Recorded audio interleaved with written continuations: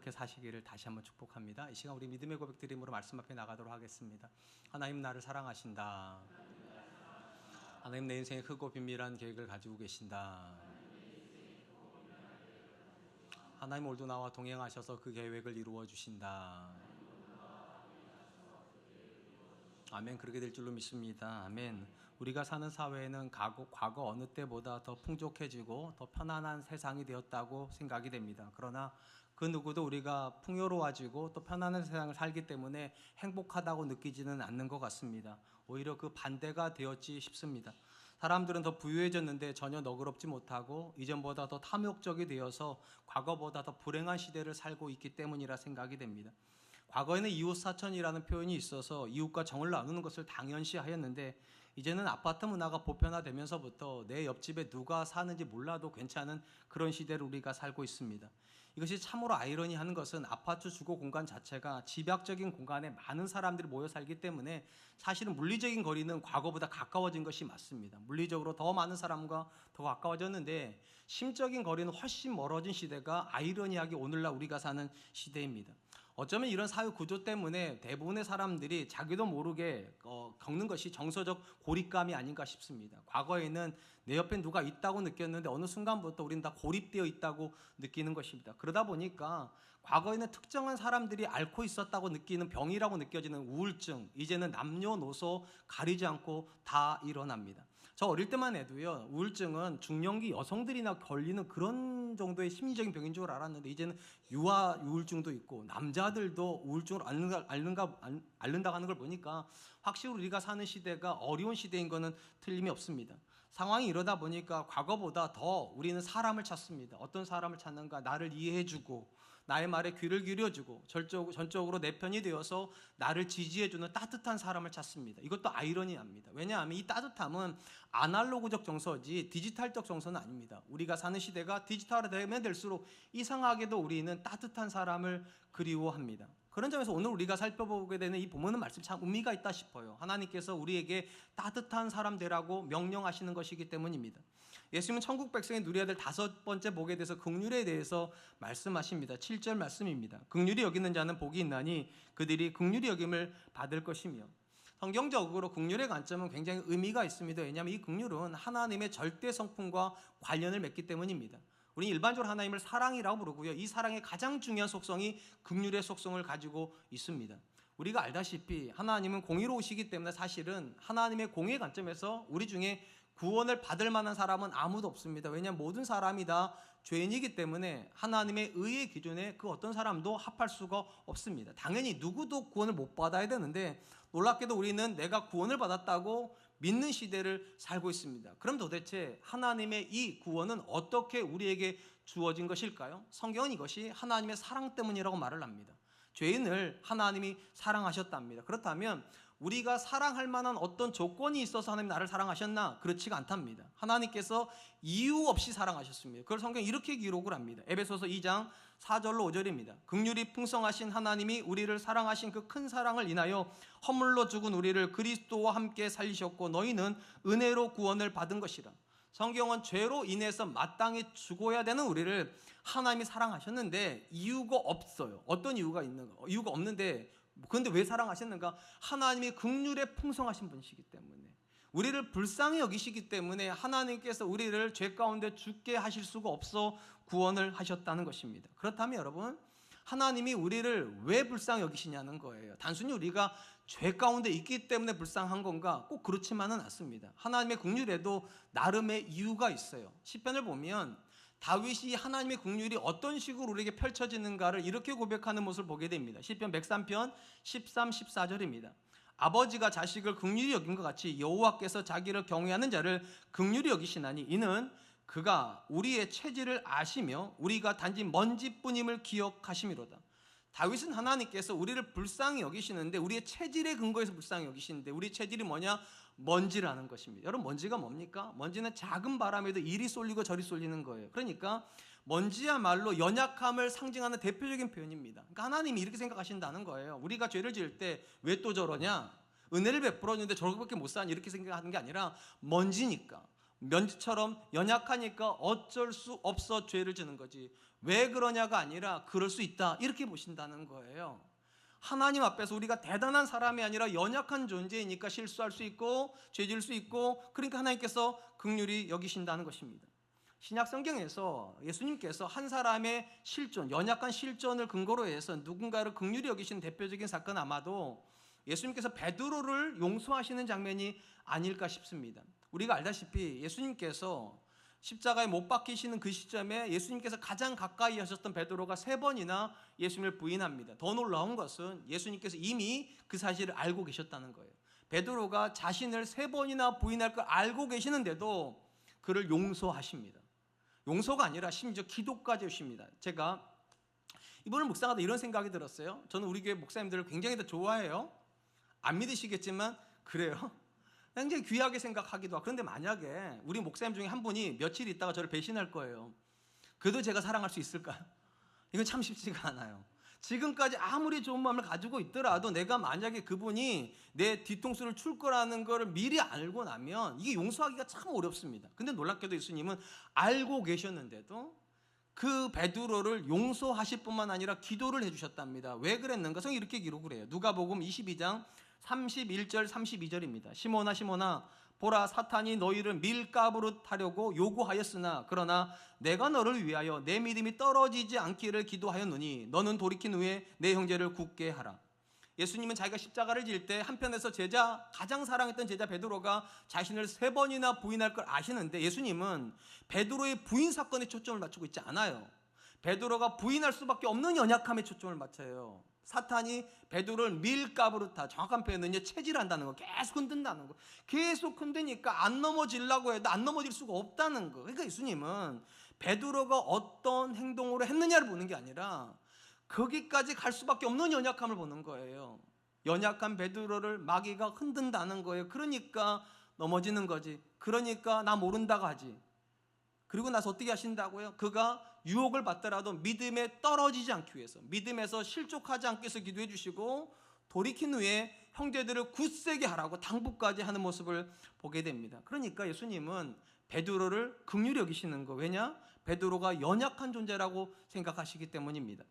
우리가 사람을 볼 때 한 존재가 연약하다는 사실을 인정하면 그를 바라보는 태도나 그에게 하는 행동들이 굉장히 많이 달라집니다. 이거를 패러다임의 전환이라고 부르는 거예요. 이 사람이 나빠서 나한테 나쁜 짓을 한다가 아니라 이 사람이 연약해서 나한테 불편을 끼치고 연약해서 나한테 상처를 준다, 이러고 나면 완전히 달라요. 나쁜 사람이 나한테 하는 행동하고 연약한 사람이 나한테 하는 행동은요, 나쁜 사람 행동은 용서가 안 되지만 연약한 사람 행동은 용서가 됩니다. 이거를 가장 잘 보여주는 이야기 중에 하나가 좀 오래된 책이긴 하지만 스티븐 코비가 쓴 성공하는 사람들의 7가지 습관이라는 책에 보면 한 챕터가 있어요. 패러다임의 전환이라는 챕터가 있는데 거기 안에 이런 하나의 글이 기록이 되어 있습니다. 어떤 아버지가 2 아이를 데리고 뉴욕 지하철을 탔습니다. 타자마자 아버지는 고개를 푹 숙이고 있고 2 아들들은 이리저리 뛰면서 막 떠들고 시끄럽게 합니다. 주변에 있는 사람들이 다 눈살을 찌푸립니다. 아니, 아빠가 돼가지고 아이들이 저렇게 시끄럽게 하면 좀 진정시키든지 해야지, 다른 사람 저렇게 민폐를 끼치는데도 왜 아버지가 가만 놔두나, 다 속으로 막 끓고 있는데 어떤 사람이 이렇게 얘기를 합니다. 선생님 죄송한데 아이들이 너무 시끄럽습니다. 우리 조용히 좀 갈 수 있도록 아이들 좀 진정시켜주면 안 됩니까? 이렇게 요청을 했더니만 이 아버지가 그제서야 고개를 들고 이렇게 이야기를 하더라는 겁니다. 그렇군요. 그런데 사실 지금 막 병원에서 오는 길인데 1시간 전에 저 아이들의 엄마가 죽었습니다. 이 아버지는 지금 아이들한테 엄마가 죽었다는 이야기를 어떻게 해야 될지 몰라가지고 고개를 푹 숙이고 고민하고 있는 사이에 아이들은 떠드는데 그게 들리질 않는 거예요. 왜냐? 이거보다 큰 사건이니까. 아이들이 떠드는 사건보다 더 큰 사건이 엄마가 죽은 사건이에요. 이걸 어떻게 설명을 해야 되나? 그리고 나자 사람들이 아이들을 바라보는 시선이 달라지기 시작합니다. 그전에는 그냥 시끄럽게 만드는 말썽꾸러기들이고 불편을 끼치는 예의 없는 아이들이었는데 이제부터는 사람들이 이 아이들을 불쌍한 아이로 보는 거예요. 엄마가 죽은 줄도 모르고 저렇게 뛰어다니는 아이들이 너무 불쌍한 거예요. 그리고 아버지가 이 아이들한테 어떻게 설명을 해야 될까? 도대체 이 아이들은 엄마 없이 어떻게 살아가야 될까? 그때부터 똑같은 행동인데 완전히 다른 행동이 돼버립니다. 무례한 아이들의 행동이 아니라 불쌍한 아이들이 돼버리는 거예요. 그리고 그 사이에 그 지하철에 있는 어떤 사람도 아이들한테 조용히 하라고 말 안 했답니다. 이 아빠한테 조용히 좀 시키라고 말하지 않았다는 거예요. 그냥 내버려 두시라고. 선생님의 입장을 이해한다고. 여러분, 똑같은 사건이고 똑같은 사람인데요, 한 존재를 무례하게 보면 나쁜 거예요. 그 아이들은 나쁜 아이인 거고, 그냥 내버려둔 아빠는 나쁜 아빠인 거예요. 근데 그 아빠가 상처받은 사람이라고, 지금 방금 전에 아내를 잃었고 그 아이들이 불쌍하냐고 생각이 되면 정죄하지 않습니다. 긍휼은 그런 거예요. 한 존재를 나쁘게 보는 것이 아니라 연약한 존재로 보는 거예요. 마치 하나님께서 우리를 보실 때 먼지 같은 존재다. 바람이 이리 불면 이리 쏠리고 저리 불면 저리 쏠리는 거. 강하기 때문에 얼마든지 죄 안 질 수 있는데 죄를 짓는 게 아니라 약하기 때문에 죄 질 수밖에 없고, 그렇게 약해서 죄를 지었으니까 하나님이 긍휼히 여기실 수밖에 없다는 것입니다. 한번 생각해 보시기 바랍니다. 여러분의 가정에도 이런 긍휼이 있습니까? 남편을 보면서 에이 나쁜 사람이 아니라 우리 남편 불쌍한 사람, 아내를 보면서도 왜 저렇게 살아가 아니라 내 아내 참 불쌍하다, 우리 애들 참 불쌍하다. 이 긍휼의 마음이 있으면 어떤 가정도 무너지지 않습니다. 어떤 관계도 깨지지 않습니다. 사랑하는 성도 여러분, 우리는 원하든 원하지 않던 관계를 맺으면서 살아가야 됩니다. 근데 관계를 맺으면서 우리가 다 경험하는 게 있잖아요. 관계 안에 상처가 있다는 겁니다. 왜 상처가 있는가? 우리가 다르니까. 다른 생각을 하다 보니까 갈등이 빚어지고, 누군가가 양보하면 좋은데 우리 중에 양보가 편한 사람은 없어요. 그러다 보니까 싸우게 되고 상처가 주고 받습니다. 그러면서 이런 생각이 들죠. 너무 다른 사람이랑 사니까 내가 힘들다, 고통스럽다. 저도 그런 생각을 참 많이 해요. 제가 제 아내랑 연애할 때는 몰랐는데 결혼하고 나니까 어떻게 이런 사람을 내가 사랑할 수 있었나. 너무 다르니까. 생각하는 게 너무 다르고요, 가치관이 너무 다르고요, 당연히 결정이 너무 달라요. 너무 달라서 고통스러운 줄 알았어요. 근데 사실은 진짜는요, 용서하지 않아서 고통스러운 거예요. 얼마든지 용서할 마음이 있다면 달라도 괜찮아요. 상처를 줘도 괜찮은데 용서할 마음이 없으니까 다루는 게 귀찮고 상처 주는 게 아프고, 그러니까 너 때문에 내가 고통받는다 이렇게 생각한다는 거죠. 그러니까 근본적으로 우리가 용서할 마음만 가지고 있다면 어떤 관계도 우리를 아프게 만들지 않습니다. 그리고 이 용서의 가장 중요한 부분이 그 사람이 나쁜 사람이 아니라 약한 사람이라는 거예요. 종종 제 아내가 이제 성도님들과 대화를 하다가 들었던 이야기를 저한테 전달해 줄 때가 있어요. 예를 들면 이런 거예요. 어떤 여자 성도님을 만났는데 이렇게 얘기를 하더라는 거예요. 자기 남편 같은 사람 없다고, 너무 착하다고, 자기가 지금까지 만났던 사람들 중에 우리 남편 같은 성인구자는 없다, 그런 얘기를 하는 거예요. 제가 그런 얘기를 딱 듣는 순간 어떤 생각이 드는 줄 아세요? 그분이 목사님 하셨어야 되는데 왜 그분은 집사를 하고 있고 집사를 해야 될 나는 목사를 하고 있을까? 그런 생각 먼저 들어요. 그 다음에 제가 쟤한테 또 이렇게 물어봐요. 그런데 여보, 혹시 그 남편의 부모님이 어떤지 혹시 들어봤어? 그랬더니 여지없이 얘기하더라고요. 그러지 않아도 그 집사님 그러더라고. 우리 시부모님 같은 분이 없다고. 그러니까 그 부모가 그 자녀를 낳은 거예요.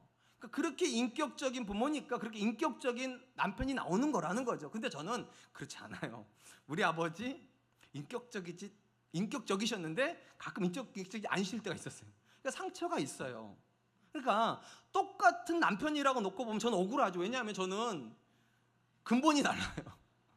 그분은 근본이 좋으시잖아요. 긍휼은 그런 거예요. 우리 남편이 나쁜 게 아니라 마땅히 부모로부터 받아야 할 사랑을 못 받아서 어떻게 사랑을 표현할지 몰라서 나한테 저렇게 하는 거지, 이 생각이 들면 오히려 내 남편이 불쌍한 사람이 되고 내 아내가 불쌍한 사람이 되고 내 자녀가 불쌍한 사람이 됩니다. 나쁜 사람이 아니라 불쌍한 사람이 되고, 그러면 용서가 돼요. 다시 말씀드리지만 용서할 수 없어서 고통스러운 거예요. 내 남편이 아무리 나한테 잘못하고 내 아내가 아무리 나한테 잘못하고 내 자녀가 아무리 나한테 상처를 줘도 내가 용서할 수만 있다면 관계는 절대로 안 무너집니다. 그리고 이 용서에서 가장 중요한 게 내 남편도 피해자예요. 좋은 부모 만났으면, 인격적인 부모를 만났으면 훨씬 좋은 사람 될 수 있었고, 내 아내도 역시 마찬가지죠. 더 좋은 교육을 받을 수 있었던 부모로부터 더 인격적인 대접을 받았다면 분명히 자녀를 잘 키웠을 터인데 그런 배경이 없기 때문에 저렇게 사는 거다. 참 불쌍하다. 다시 말씀드립니다. 긍휼은요, 사람을 좋게 보려고 하는 거예요. 하나님께서 그렇게 하셨어요. 우리가 다 죄인인데 죄인이구나 보시는 것이 아니라 먼지구나 보셨다고요. 연약하니까 저렇게밖에 할 수 없구나. 우리 사랑과 은혜 성도님들이 가정 안에서 또 관계 속에서 상대방을 향해서 연약한 사람이다, 이 고백을 가지고 바라볼 수 있기를 주님의 이름으로 축복합니다. 두 번째로 우리가 이 본문에서 생각해 보려고 하는 것은 긍휼히 여긴다는 것이 어떻게 사람을 대하는 것인가예요. 일반적으로 우리는 긍휼이라고 보면 이걸 마음의 문제라고 생각을 합니다. 그래서 다른 사람을 불쌍히 여기는 거 이렇게 생각을 해요. 근데 그게 틀렸다는 건 아니고요. 국어 사전적 의미만 보아도 이거는 마음의 문제만은 아니라는 걸 알 수 있습니다. 국어 사전에 긍휼이 어떻게 나와 있는가? 불쌍히 여겨 돌보아 줌. 그러니까 불쌍히 여기는 마음에서 멈추면 그냥 불쌍한 거, 그거는. 그건 긍휼이 아니에요. 거기서 한 가지가 더 가야 돼요. 돌보아 주는 것까지 가야지만 그게 긍휼이 됩니다. 성경이 말하는 긍휼이 정확하게 이 국어사전 의미와 일치를 합니다. 하나님께서 우리가 먼지뿐이기 때문에, 연약한 존재이기 때문에 죄를 짓는다, 참 불쌍하다 하셨다면 긍휼이 하나님 아니에요. 그냥 불쌍히 여기신 하나님이죠. 근데 하나님 어떻게 하셨는가? 그 연약한 존재를 연약한 상태로 내버려 두지 않으시기 위해서 계획을 세우셨어요. 어떤 계획이냐? 가슴 아픈 계획이요. 아들을 내어주시는, 내가 희생해서 저 존재들을 더 나은 존재로 바꿔놔야 돼요. 이걸 성경 구원이라고 불러요. 그리고 하나님께서 아들을 내어주셨기 때문에 긍휼의 하나님이라고 부른다는 것입니다. 어떤 존재도요, 불쌍한 마음이 없는 사람은 없어요. 우리는 다 불쌍한 마음이 있어요. 근데 우리가 긍휼하지 못한 이유는 무엇인가? 불쌍히만 여긴다는 거예요. TV 보다가 아유 참 안 됐다 쯧쯧쯧, 지나가다가 참 안 됐다 쯧쯧쯧 자꾸 지나갈 뿐이지 선뜻 다가가서 도와줄 마음이 생기지 않을 때 그냥 그건 불쌍히 여기는 거, 그건 동정이고요. 긍휼은 다가가서 그 사람의 아픔을 내가 일으켜 주려고 내가 뭔가를 희생을 할 때 그때 가리키는 단어가 긍휼의 단어입니다. 이 긍휼의 의미를요 가장 잘 보여주는 단어가 있어요. 라틴어 단어입니다. 라틴어에 긍휼이라는 단어가 콤파티라고 되어 있습니다. 이 콤파티는요 두 단어가 붙어있는 단어예요. 콤은 뭐냐? 함께라는 뜻이고요, 파티는 고통이라는 뜻입니다. 그래서 뜻이 뭐가 되는가? 함께 고통당한다는 거예요. 그 사람이 아픈데 그냥 안 됐다가 아니라 내가 다가가서 어떻게 하면 그 사람을 위로할 수 있을까? 남편이 나한테 고통을 끼치는데, 상처를 주는데, 생각해보니까 내 남편이 어려서부터 부모로부터 사랑을 못 받았다, 불쌍하다, 이건 긍휼이 아니에요. 그냥 불쌍한 거예요. 그래서 내가 어떻게 하면 내 남편이 부모로부터 받지 못했던 사랑을 조금이라도 느끼게 해줄까? 내가 절대적으로 당신을 지지한다고, 내가 당신 옆에 있을 거라고 어떻게 하면 그렇게 느끼게 해줄 수 있을까? 거기까지 고민해서 그걸 행동으로 옮길 때, 그때 그 단어를 콤파티라고 부르는 거예요. 그리고 성경은 그것을 긍휼이라고 말하는 것입니다. 야고보서에 보면 우리가 누군가를 불쌍히 여기는 감정하고 긍휼의 감정이 절대적으로 같은 개념이 아니라는 것을 보여주는 말씀이 있습니다. 성경이 이렇게 기록을 합니다. 야고보서 2장 15절로 17절입니다. 만일 형제나 자매가 헐벗고 일용할 양식이 없는데 너희 중에 누구든지 그에게 이르되 평안히 가라, 덥게 하라, 배부르게 하라 하며 그 몸에 쓸 것을 주지 아니하면 무슨 유익이 있으리요? 이와 같이 행함이 없는 믿음은 그 자체가 죽은 것이니라. 야고보는요 형제와 자매 중에 누군가가 내게 와가지고 일용할 양식을 요청하는, 그러니까 도와달라고 요청하는 장면을 그림을 그리듯 설명을 하고 있어요. 근데 이 사람을 설명할 때 나한테 도움을 구하러 오는 사람들이 특정돼 있어요. 형제나 자매예요. 성경에서 형제나 자매는요 믿음을 고백하는 사람을 말하는 겁니다. 우리로 말하는 성도예요. 성도가 나한테 와서 도와달라는 것은 내가 형제이기 때문이겠죠. 그러니까 나도 믿는 사람인 거예요. 그러니까 이 연약한 사람이 왜 내게 다가왔는가? 내가 믿는 사람이고 믿는 사람이면 나한테 도와줄 거라 생각을 해서 와서 도움을 구한다는 거예요. 근데 이 상황에서 야고보가 뭐라고 말하는가? 그 사람을 향하여서 네가 평안히 가라, 덥게 하라, 배부르게 하라 말한다는 거예요. 일단 말만 놓고 보면 나는 긍휼한 사람이죠. 그 사람한테 왜 왔어? 뭐 또 얻을 게 있다고, 뭐 해달라고 오는 거야, 이렇게 말한 게 아니라 따뜻한 말을 했잖아요. 평안히 가십시오, 더웁게 하십시오, 배부르십시오. 얼마나 좋은 말이에요. 근데 문제가 무엇인가? 긍휼의 마음은 있고 긍휼의 말을 했는데 아무것도 안 준다는 거예요. 마음은 있는데 말은 있는데 그 사람이 따뜻하게 할 이불 하나 준 적 없고, 그 사람이 배부르게 먹을 음식 하나 준 적 없고, 그 사람이 돌아갈 때 여비라도 챙겨주고 그런 거 하나도 없이 말만 한다는 거예요. 그리고 야고보가 뭐라 말합니까? 그렇게 하는 것은 그 자체로 죽은 믿음이라고. 행위가 없는 긍휼은 그 자체로 죽은 거라고. 불쌍함이 긍휼이 되려면 어떻게 해야 됩니까? 그 불쌍한 마음이 우리의 손발을 움직이게 해야 돼요. 내가 그의 아픔에 동참하려고 해야 되고, 내가 그를 조금이라도 나은 상태로 이끌어 주려고 내가 희생해야 그것이 성경이 말하는 긍휼이라는 것입니다. 우리가 구약성경을 읽다 보면 의문이 드는 게 종종 있어요. 그 중에 하나가 왜 구약성경에는 선교와 전도의 명령이 없는가예요. 이게 왜 의문이 들 수밖에 없는가 하면 신약성경에서 가장 중요한 두 단어가 전도와 선교거든요. 예수님께서 그의 제자들을 땅끝까지 보내시면서 선교하라 전도하라 하셨는데 아이러니하게도 신약성경에서 가장 중요한 개념이 구약성경에는 없는 듯이 보여요. 구약성경 어디에도 전도하라는 말이 없어요. 선교하라는 말이 없어요. 그냥 오해하지 마세요. 구약성경에 선교의 명령이 없고 전도의 명령이 없다고 해서 선교가 안 됐고 전도가 안 됐다는 게 아니에요. 명령은 없는데 선교가 됐어요. 명령은 없는데 전도가 됐어요. 우리가 알다시피 여리고 상에서 살고 있던 라합, 여자 원래 이방 여자입니다. 근데 예수님이 족보에 들어갑니다. 하나님 믿는 사람 되었다는 거예요. 또 우리가 아는 것처럼 나오미의 며느리가 모압 여인이에요. 룻이에요. 이 여자도 이방 여자인데 하나님 믿습니다. 족보에 들어 전도가 일어났다는 거예요.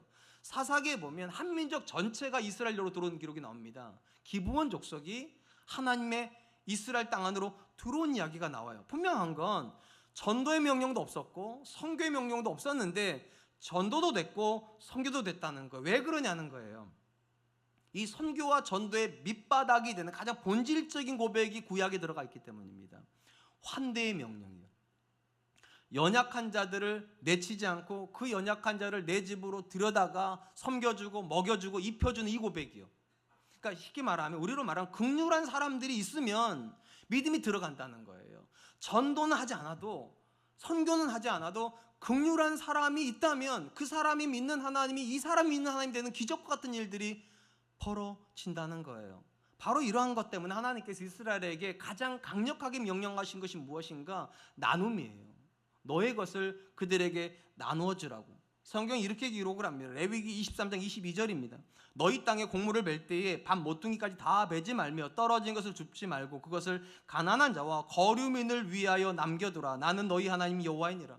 하나님께서 이스라엘에게 뭐라고 명령하시면 추수를 할 때 밭에 내 구퉁이는 절대로 건드리지 말라는 거예요. 심지어 이렇게 추수를 하다가 곡식이 떨어지면 줍지도 말라고 말했어요. 왜냐하면 이것들은 다 줄 사람들이 있다는 거예요. 고아와 과부와 우리 방금 얘기했던 거름이라는 나그네입니다. 이방의 나그네들이 와가지고 너희 땅에서 하나님의 따뜻한 사랑을 경험하게 하라고, 하나님의 긍휼을 경험하게 하라고.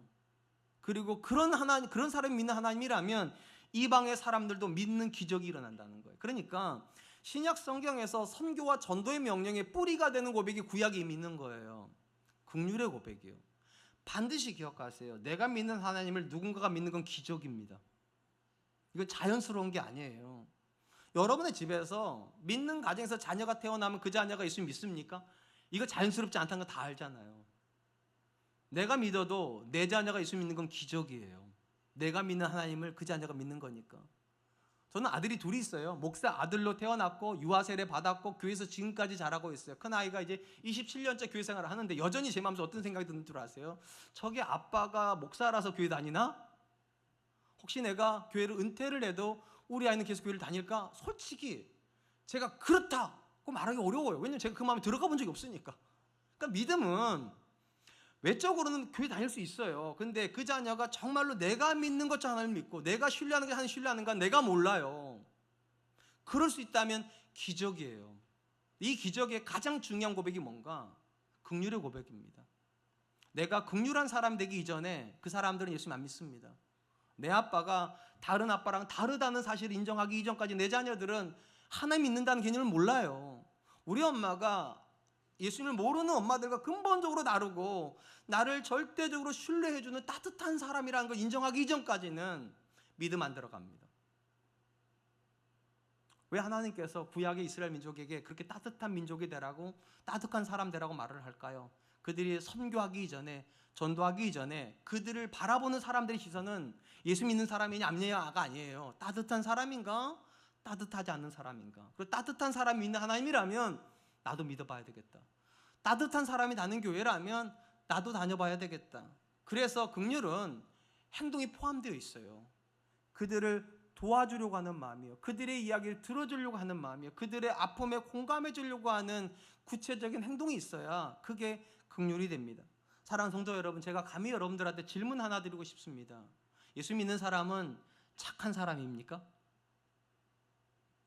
또 노골적으로 물어볼게요. 그럼 여러분은 착하십니까? 언제부턴가 이 질문에 당연하죠. 예수 믿는 사람이 착하죠. 당연히 나도 착하죠. 이 대답을 해야 되는데 언제부턴가 우리는 사람 나름이죠 이렇게 말해요. 사람 나름이죠. 예수 믿는 사람 중에도 착한 사람이 있고 안 착한 사람이 있죠. 그리고 그게 맞죠. 사실은 예수 믿는데 교회 생활 하는데 전혀 착하지 않은 사람들이 있습니다. 엄청나게 고집 부리고요, 엄청나게 자기 주장한 사람들이 있습니다. 그러면서도 자기가 예수 믿는다고 생각을 합니다. 그럼 다시 여쭤볼게요. 여러분, 착한 사람만 예수 믿습니까? 그러면? 그건 아니죠. 나쁜 사람도 예수 믿을 수 있습니다. 그러나 이건 맞죠. 예수 믿으면 착해져야 합니까? 이건 맞죠. 착한 사람만 믿는 예수님은 없습니다. 죄인이 믿는 예수님은 있어요. 근데 죄인이 예수 믿어가지고 의인이 되는 게 복음이지, 죄인이 예수 믿어가지고 여전히 죄인의 상태에 남아있다면, 여전히 고집스럽고 여전히 나밖에 모르고 여전히 자기 주장을 꺾을 줄 모른다면 그 사람을 예수 믿는다는 사람이라고 말할 수가 없죠. 왜냐하면 성령이 그렇게 내버려 두지 않으세요. 우리의 성품을 하나님 성품으로 빚으신다니까요. 제가 참 놀라운 이야기를 요즘 들어요. 우리 성도님들 중에서 이렇게 얘기하는 분들이 종종 있다는 거예요. 우리 담임 목사님이 너무 온유해지시는 것 같다고. 근데 싫다고. 예전처럼 카리스마 있게 했으면 좋겠다고 막 이렇게 하고. 근데 요즘 내가 너무 내가 잘못했다, 다 나 잘못, 이렇게 얘기하는 게 너무 싫대요. 근데 저는 이러는 제가 더 좋은데 어쩌죠. 제가 강하게 할 때 우리 아들들은 저의 적이었어요. 제가 강하게 할 때 제 아내는 저의 적이었어요. 왜냐하면 제가 강한 만큼 우리 아이들을 아프게 했을 테니까, 우리 아내를 아프게 했을 테니까. 근데 제가 눈꼬리가 내려오잖아요, 점점요. 왜냐하면 생각해보니까 제가 잘못한 게 참 많아요. 제가 잘못한 게 맞아요. 그러니까 미안하다고 말할 수밖에 없고, 잘못했다고 말할 수밖에 없고, 당신 얘기가 맞는 것 같다고, 너희들이 맞는 것 같다고 말할 수밖에 없어요. 그러면서 느끼는 것이 있어요. 내 아내가 내 편이 되고 있다는 것을요. 우리 아들들이 내 편이 되고 있었다는, 과거에도 제가 틀리진 않았을 거예요, 분명히요. 근데 지금도 전 틀렸다 생각하지 않아요. 근데 이 틀리지 않은 생각을 강요는 안 해요, 이제는요. 여러분, 긍휼이 뭡니까? 긍휼은 불쌍히 여기는 마음이고 다가가는 거예요. 나는 여기 있고 네가 다가오라가 아니라 내가 다가가는 거. 우린 그런 사람을 착한 사람이 불러요. 다시 말씀드리지만 착한 사람만 믿는 예수님은 없습니다. 그러나 예수 믿으면 착하셔야 돼요. 내가 착하지 않는데 내 자녀가 예수 믿지 않습니다. 내가 착하지 않는데 내 배우자가 예수 믿지 않습니다. 내가 착하지 않은데 내 손주들이 예수 믿는 일이 일어나지 않습니다.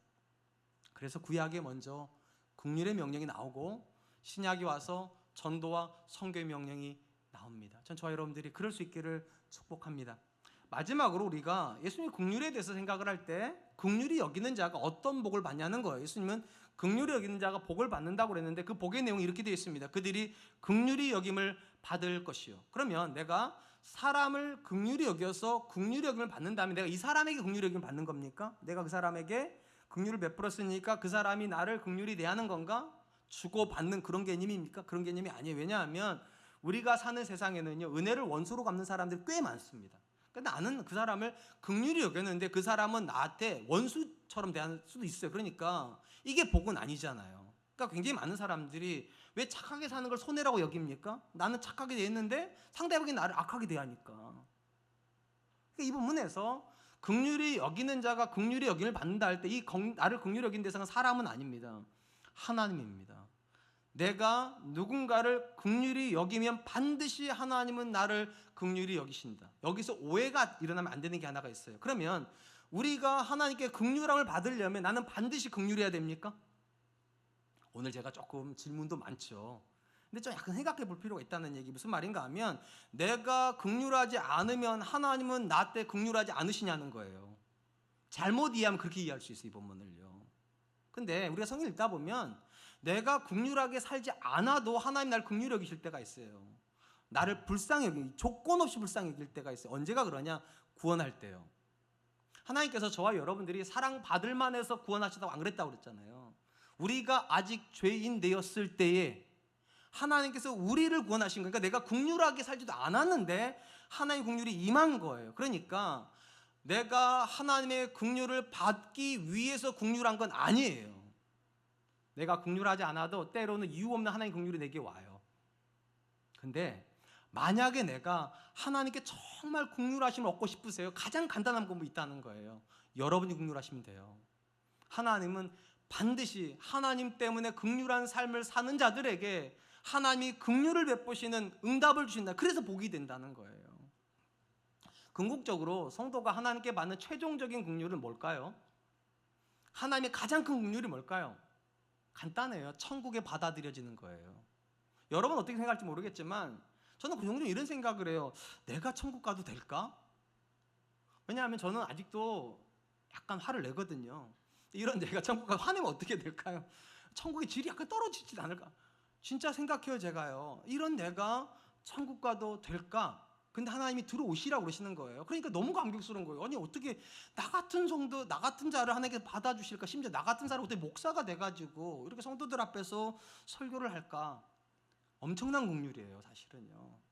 근데 성경 읽어보니까 천국의 문 앞에서요, 하나님께서 두 부류로 사람을 나누신대. 이렇게 해요. 마치 양과 염소를 나누듯이. 그 오른편에 있는 사람이 양이 되는 거고 왼쪽에 있는 사람들이 염소가 됩니다. 모양은 비슷하지만 완전히 다른 종류예요. 그리고 오른쪽에 있는 사람들만 천국에 받아들여집니다. 이 사람들이 하나님의 긍휼을 입는 거예요. 그러면 오른쪽에 있는 사람들이 어떤 사람이기 때문에 하나님께 긍휼을 받냐는 거예요. 성경이 이렇게 기록을 합니다. 마태복음 25장 34절 36절입니다. 그때에 임금이 그 오른편에 있는 자들에게 이르시되 내 아버지께 복받을 자들이여 나와 창세로부터 너희를 위하여 예비된 나라를 상속받으라. 내가 줄일 때에 너희가 먹을 것을 주었고 목마를 때에 마시게 하였고 나그네 되었을 때 영접하였고 헐벗었을 때에 옷을 입혔고 병들었을 때 돌보았고 옥에 갇혔을 때 와서 보았느니라.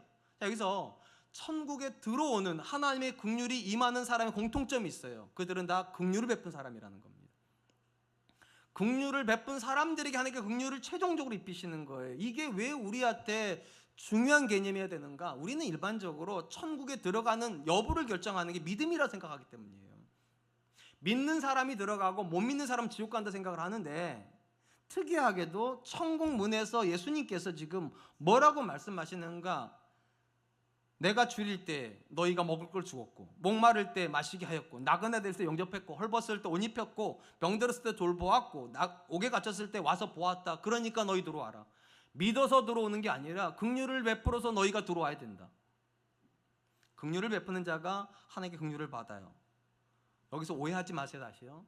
예수님께서 말씀하시는 건 천국 가려면 믿음이 아니라 긍휼이 필요하다 말씀하시는 게 아니에요. 우리가 생각하는 믿음의 가장 중요한 개념이 긍휼이라고 말씀하시는 거라고요. 믿음이 있는데 긍휼이 없을 수 없다는 거예요. 믿으면 긍휼한 사람이 돼요. 여기서 다시 우리가 생각해봐야 되는 이런 겁니다. 그러면 우리가 구원을 받기 위해서 긍휼해야 되냐는 거예요. 그럼 억지로라도 긍휼해야 돼. 억지로라도. 그죠? 힘을 다해서 쥐어짜듯이 사랑하고 싶지 않지만 사랑하려고 하고 미워 죽겠지만 안 미워하려고 막 몸부림쳐야 되겠죠. 근데 그런 개념이 아니에요. 우리는 구원을 받기 위해서 긍휼한 게 아니라 구원을 받았으니까 긍휼해야 된다는 거예요. 이미 하나님께서 나에게 말할 수 없는 은혜를 베풀어 주셨기 때문에 내가 그렇게 하려고 하는 게 아닌데 내 안에서 그 은혜에 대한 감격이 우리로 하여금 긍휼하게 돼요. 믿음은 그런 거라 말씀드렸잖아요. 내가 아직 죄인인데 나 같은 사람이 어떻게 예수님 믿나? 나 같은 사람 어떻게 구원받나? 그럴 때 하나님께서 나를 사랑해 주신 거예요. 이건 감당할 수 없는 은혜고 그 은혜를 경험한 사람이라면 당연하게 굶주린 사람 먹여야 되고 목마른 사람 마시게 해야 되고 헐벗은 사람 입혀야 되고 병든 사람 찾아가야 된다는 거예요. 그게 너무나도 자연스러운 믿음의 결과라고요. 긍휼해서 믿는 사람이 되는 게 아니라 믿었기 때문에 긍휼한 사람이 되는 게 너무나도 자연스럽다는 거예요. 이거를 가장 잘 보여주는 비유가 있어요. 마태복음에 보면 1만 달란트 빚진 종에 대한 비유가 나옵니다. 이야기 너무 잘 하시는 이야기죠. 한 사람이 왕에게 1만 달란트의 빚을 졌습니다. 우리가 이걸 이해하려면 달란트가 얼마나 큰 돈인가를 이해할 필요가 있어요. 한 달란트는 6천 데나리온입니다. 그럼 데나리온, 한 데나리온은 어떻게 값이 매겨지는가? 하루의 품삯입니다. 그러니까 노동자가 하루 일하면 한 데나리온을 받아요. 그러니까 6,000일을 일해야 한 달란트가 돼. 그러면 6,000일을 일하면 몇 년이 걸리는 거죠? 6,000일 일을 하려면? 안식일날 일 안 하니까 빼면 대략 20년 걸립니다. 대략 20년 일해야 한 달란트를 벌어요. 이 사람이 지금 1만 달란트를 빚졌다면 이 사람은 며칠을 일해야 됩니까? 20만 년을 일해야 돼. 20만 년을. 맞는지 모르겠지만 어쨌든 20만 년 이상을 일을 해야 돼요. 이거 갚을 수 있어요? 없어요? 못 갚아요. 왕이 그걸 알아요. 이 사람이 아무리 갚으려 해도 못 갚을 것 같으니까 왕이 용서를 해줍니다. 너 갚을 수 없다는 걸 아니까 내가 다 탕감해 줄 테니까 행복하게 살아라, 잘 살아라 하고서 그를 놔줘요. 그래서 이 사람이 너무 기뻐서 집으로 막 뛰어갑니다. 뛰어가다가 자기에게 꾸어간 사람을 만납니다. 100데나리온을 빚진 사람을 만났어요. 100데나리온이면 며칠 일해야 된다고요? 100일이요. 자, 100일이면 몇 달 정도 일하면 돼요? 안식일 빼면 한 4달 정도 일하면 돼요. 4달 정도 일하면 되는 돈이면 그렇게 큰 돈은 아니지요. 웬만하면 대답 좀 해주시면 좋아요. 큰 돈은 아니에요. 근데 이 종이 어떻게 했다고요? 갚으라고. 당장 갚으라고. 그랬더니 이 사람 뭐라고? 말미를 조금만 주면 자기 갚겠다는데 당장 안 갚는다고 어떻게 하면 감옥에 터넣어버립니다. 그리고 집에 가려고 하는데 왕의 부하들이 와가지고, 군인들이 와가지고 이 사람을 다시 잡아갑니다. 왕 앞에 세웁니다. 그리고 왕이 이렇게 말을 합니다. 마태복음 18장 33절 35절입니다. 내가 불쌍히 여긴 것 같이 너도 내 동료를 불쌍히 여김이 마땅하지 아니하냐 하고 주인이 노하여 그 빚을 다 갚도록 그를 옥졸에게 넘기니라. 너희가 각각 마음으로부터 형제를 용서하지 아니하면 나의 하늘 아버지께서도 너희에게 이와 같이 하시리라. 여기서 중요한 거, 이 왕은요, 이 종이 100데나리온 빚진 사람을 용서했기 때문에 1만 달란트를 탕감해 준 게 아니에요. 순서가 거꾸로예요. 1만 달란트를 먼저 탕감해 줬어요. 긍휼을 베풀고 뭐를 기대했는가? 이 은혜가 옮겨지기를, 100데나리온에게 옮겨지기를 기대한 거예요. 똑같아요. 하나님께서 저와 여러분들에게 긍휼한 사람이 되라는 건 명령이 아니라 이건 당연하다는 거예요. 왜냐? 우리가 하나님께 감당할 수 없는 은혜를 받았으니까. 저는 그래서 지금도 똑같이 믿어요. 제가 믿음 생활 여러분과 똑같이 하잖아요. 그리고 믿음이 전 점점 깊어지고 있다고 느껴요. 어떻게 알 수 있는가? 제가 점점 시간이 흐를수록 하나님이 은혜가 없으면 못 산다고 생각을 해요. 그래서 참 놀라운 일이 벌어졌어요. 하나님이 가까워지면서 내 아내가 가까워지고 있어요. 내 자녀가 가까워지고 있어요. 왜 그러냐? 하나님이 나 같은 사람을 사랑한다는 생각이 드니까 내 아내가 아무리 잘못해도 나만큼 잘못하진 않는 것 같더라고요. 하나님이 이렇게 못난 사람을 사랑하시는데 하물며 내 아내를 내가 왜 못 사랑해요? 나 같은 사람을 용서해 주시는데 하물며 내 자녀를 내가 왜 용서 못해요? 그러니까 근본적으로 성도의 삶을 결정하는 건 하나님과 관계예요.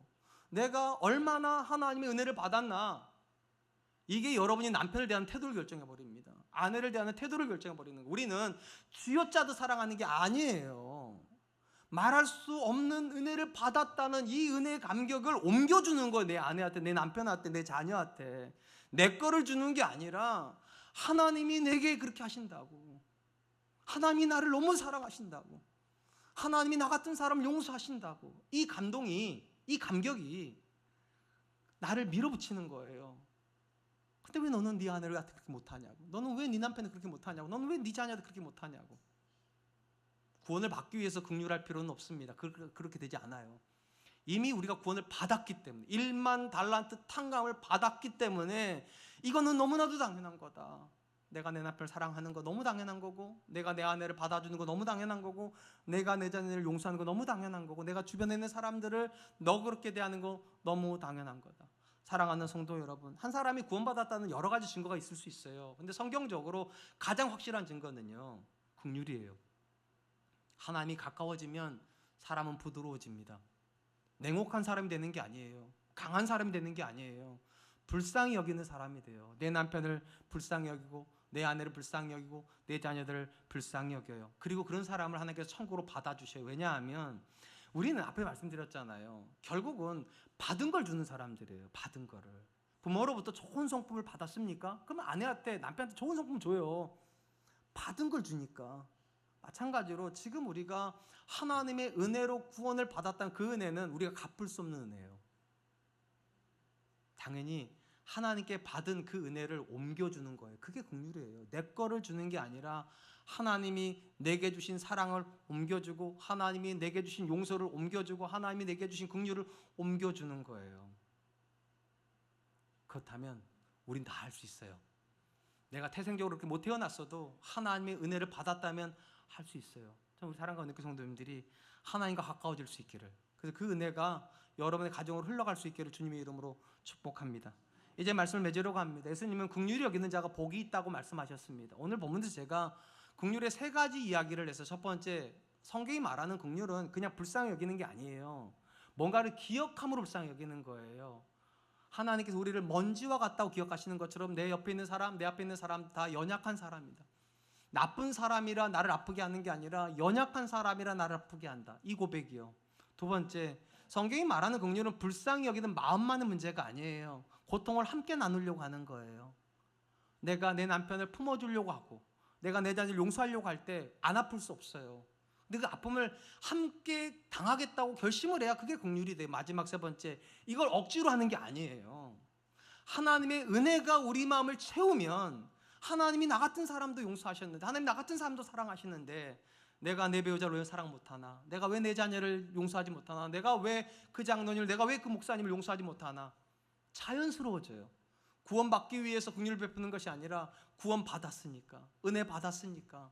그러므로 우리 사랑하는 은혜손들이 내가 얼마나 큰 은혜를 받았는지 날마다 기억하고 그 은혜에 대한 감동이 가정으로 흘러가고 관계로 흘러갈 수 있기를 주님의 이름으로 축복합니다. 이 시간 주신 말씀을 기억하면서 세 가지로 해서 같이 기도하죠. 첫 번째, 하나님, 내가 내 옆에 있는 사람들을 연약한 사람으로 받을 수 있도록 주님 도와주십시오. 나쁜 사람들이 아니라 상처받은 사람이고 연약한 사람인 거 인정하여 그를 용서할 수 있도록 주님 도와주시옵소서. 두 번째, 마음만 따뜻한 사람이 아니라, 입술로만 불쌍히 여긴 사람이 아니라 내가 그의 고통을 함께 당해줄 수 있는 사람 되게 해주십시오. 마지막 세 번째, 억지로 그렇게 하는 것이 아니라 하나님이 내게 주신 은혜에 감동하여 그 은혜로 옮겨주는 사람, 그 긍휼을 옮겨주는 사람 될 수 있도록 주님 도와주시옵소서. 우리 같이 한 번만 기도하겠습니다. 기도합니다. 하나님 아버지, 하나님 감사합니다. 귀한 시간 주시고